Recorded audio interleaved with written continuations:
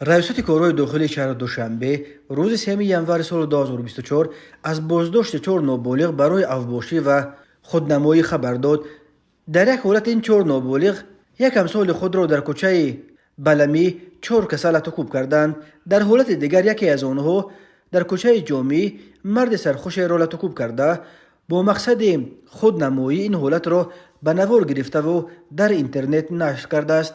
میلیسیا میگوید متاسفانه بعضی از نورسانی هستند که به جای اندوختن علم و دانش ترتیبات جمعیتی را دغل و ویران نموده، همزمان این عمل غیر قانونی خود را به نوار گرفته از طریق شبکه‌های اجتماعی نشر نموده، با چنین عمل ننگین گویا برتری و قهرمانی خود را نسبت به دیگر امثالان به نمایش میگذارند.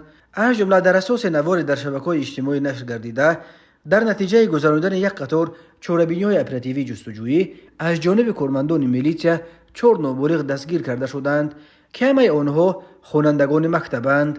همچون گمانبر نابالغان سعدالله فتح‌الله سال تولدش 2006 استقامت کننده شهر دوشنبه، خواننده صنف 11 مکتب رقم 99 حبیب الله‌زاده سلیمان سال تولدش 2007 استقامت کننده شهر دوشنبه، خواننده سال یکم لیسه تکنیکی مولانا نظرف انتظار سال تولدش 2007 استقامت کننده شهر دوشنبه کوچه نخیموه، قربانوف احسان سال تولدش 2007 استقامت کننده شهر دوشنبه، خواننده صنف دوم مکتب رقم 50 برای ویران نمودن ترتیبات جمعیتی دستگیر کرده شدند. خود این نورستان و والدان آنها برای شرح قضیه دسترس نیستند، ولی میلیسیا دوشنبه گفت ضمن سنجش معین کرده شد که گمان شونده سعدالله فتح‌الله هنگام در کوچه بلمی نزد میدانچه ورزشی قرار داشتنش به یگان اساس یک نفر نابالغ امثال خود را با مشت و لغت و چوب دست مورد لطف‌کوب قرار داده است.